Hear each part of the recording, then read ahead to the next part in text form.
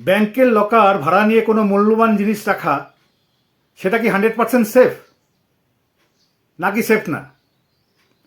কালকে যদি ওই মূল্যবান জিনিস যদি হারিয়ে যায়, ব্যাংক কি দায়িত্ব নেবে? সেই জিনিসটা হারিয়ে গেলে তার পুরো কম্পেনসেশন দেবে? আপনার কি মনে হয়?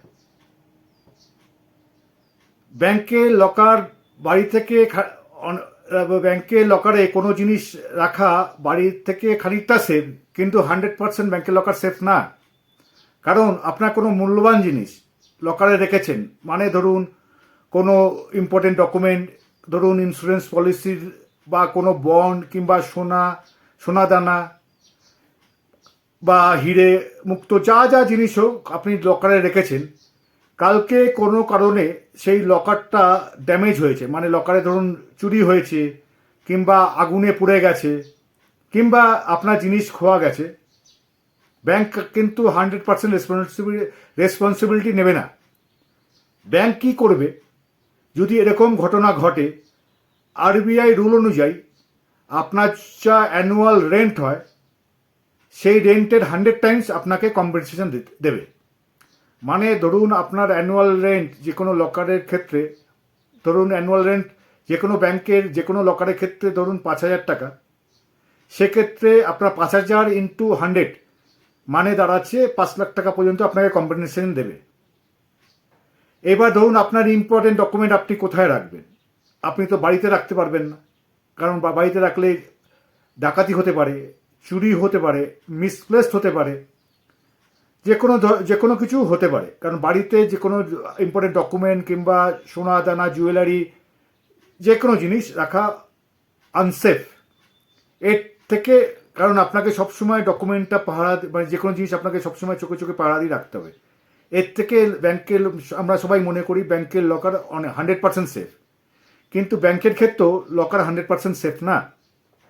কারণ আপনার যে ব্যাংকে অ্যাকাউন্ট আছে, আপনি লকার ভাড়া নেওয়ার জন্য সেই ব্যাংকেই অ্যাপ্লাই করবেন।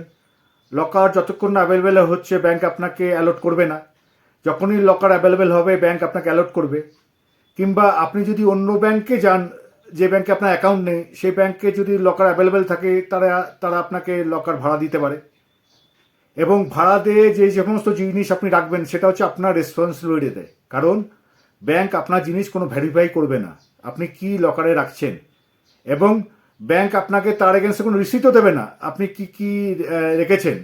কারণ ব্যাংক জানে না, কারণ লকারটা যখন ভাড়া দিয়েছে ব্যাংক আপনাকে, এবং তার হ্যান্ডেল করার দায়িত্ব আপনার। কারণ লকারের ভেতরে কোনো সিসিটিভিও নেই। ব্যাংকে লকারের আগে পর্যন্ত, গেটের আগে পর্যন্ত সিসিটিভি থাকে, আপনারা হয়তো লক্ষ্য করে থাকবেন যাদের লকার আছে, কিন্তু ভেতরে প্রাইভেসির জন্য ব্যাংক কোনো সিসিটিভি রাখে না লকারের ভেতরে। সুতরাং লকারে কি রাখছেন না রাখছেন তার রেসপন্সিবিলিটি সম্পূর্ণ আপনার। সেই জন্য সেই সেফটি থেকে বাঁচতে গেলে আপনাকে কী করতে হবে, যে লকারে কী কী জিনিস ছিল, কারণ সেটাও আপনাকে প্রুভ করতে হবে। আপনি যে জিনিস রাখছেন তার ফটো তুলে রাখুন, তার যদি বিল রাখেন সেটা বিলটা রাখুন, এবং যে জিনিসটা আপনি লকারে রাখছেন তার ছবি তুলে রাখতে পারেন কিংবা ভিডিও করে রাখতে পারেন, ব্যাংক যদি অ্যালাউ করে, কারণ আগামী দিনে সেটা আপনার প্রুভ করতে সুবিধা হবে। এবং আপনি আপনার ডকুমেন্টের, আপনি যে যে জিনিস রাখছেন তার একটা লিস্ট আপ করে রাখুন। এবং খুব প্রচণ্ড দামি জিনিস বা কোনো ইম্পর্টেন্ট হেভি ডকুমেন্ট, অনেকগুলো ইম্পর্টেন্ট ডকুমেন্ট, ধরুন আপনার অনেক প্রপার্টি আছে, তার দলিলপত্র আপনি রাখতে চাইছেন, সেই জন্য আপনাদের সবসময় উচিত যে বিভিন্ন ব্যাংক, আপনার যে যে ব্যাংকে অ্যাকাউন্ট আছে, একটা দুটো তিনটে, সেই ব্যাংকে আপনার লকার ভাড়া নেওয়া উচিত, এবং আপনার ডকুমেন্টগুলো সেগ্রিগেটেড করে, মানে এক একটা ব্যাংকের লকারে এক একটা জিনিস রাখা উচিত। আপনি হয়তো ভাবলেন যে আমি একটাই লকার ভাড়া নেবো, তাতে আমার পয়সা বাঁচবে, কারণ আমি একটাই ভাড়া দেবো, তিনটে লকার নিতে গেলে তিনটে ভাড়া দিতে হবে। তো আপনি পয়সা বাঁচাবার জন্য আপনার অনেক ইম্পর্টেন্ট ডকুমেন্ট কিংবা আপনার অনেক সোনাদানা কিংবা আপনার অনেক হিরে মুক্ত, যাতে গোল্ড কিংবা মানে অর্নামেন্টস কিংবা আপনার জেম জুয়েলারি আছে অনেকে রাখে, সেই সব জিনিসগুলো, কিংবা ইন্স্যুরেন্সের অনেক বন্ড, ইন্স্যুরেন্সের অনেক পলিসি বন্ড কিংবা ফিক্সড ডিপোজিট অনেক বন্ড, আপনি ভাবলেন একটাতেই রেখে দিই, সেতে আবার ভাড়াটা বাঁচবে, সেটা না করে আপনি দু তিনটে ব্যাংকে আপনি যদি এটা রাখেন, তাহলে আপনি অনেক সেফটিতে থাকবেন। কারণ 2-3টে ব্যাংকে রাখলে একসাথে তো আপনার কোনো কিছু আগুন লাগারও ভয় থাকবে না, বা একসাথে একই সব পরপর চুরি হওয়ার ভয় থাকবে না, কিংবা অন্য কোনো ডিজাস্টার হওয়ার ভয় থাকবে না।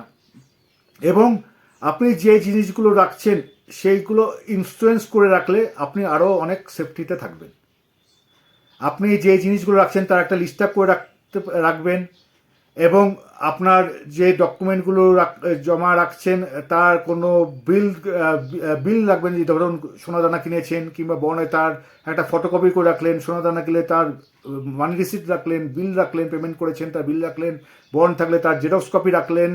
এবং আপনি যে টাকা রাখছে, বা আপনি যে সোনাদানা রাখছেন কিংবা বন্ড রাখছেন তার ফটোকপি, কিংবা ব্যাংক যদি অ্যালাউ করে তো আপনার লকারে আপনি ভিডিও করেও রাখতে পারেন কী কী রেখেছেন। ভবিষ্যতে এটা প্রুফ করার সুবিধা হবে। এবং আপনি ইন্স্যুরেন্স কভারেজ করে রাখলেন। যদি আপনার পার্টে কোনো নেগলিজেন্সি না হয় তাহলে ব্যাংক আপনার আরবিআই রুল অনুযায়ী ক্ষতিপূরণ দিতে বাধ্য, কিন্তু পুরোটা পাবেন না, পুরো ক্ষতিপূরণ পাবেন না, পার্শিয়াল ক্ষতিপূরণ দেবে। মানে আপনার লকারের বছরে ভাড়া যে ভাড়া তার 100 টাইমস আপনাকে, 100 টাইমস পর্যন্ত, 100 টাইমস না, 100 টাইমস পর্যন্ত তার কম্পেনসেশন আপনাকে করবে। সুতরাং আপনার জিনিস আপনি নিজে ঠিক মতো রাখুন এবং তার ইন্স্যুরেন্স করে রাখুন। হয়তো 2-4টে পয়সা বেশি যাবে, কিন্তু আগামী দিনে আপনি নিশ্চিন্তে থাকবেন। এবং খুব ভ্যালুয়েবল, অনেক দামি জিনিস, অনেক হাই ভ্যালুয়েবল জিনিস হলে 2-3টে ব্যাংকে লকারে সেটা স্প্লিট করে রাখুন, তাহলে রিস্ক আপনার অনেক কম হবে এবং আপনি টেনশন ফ্রি থাকবেন। আমার এই প্রতিবেদনটা আপনাদের যদি ভালো লাগে, লাইক শেয়ার অবশ্যই করবেন। আর এই ধরনের বিভিন্ন ফিনান্সিয়াল টিপস পেতে চ্যানেলটা অবশ্যই সাবস্ক্রাইব করে রাখবেন। তাহলে আগামী দিনে আমি আরও অনেক কিছু ভ্যালুয়েবল টিপস আপনাদের দিতে পারবো।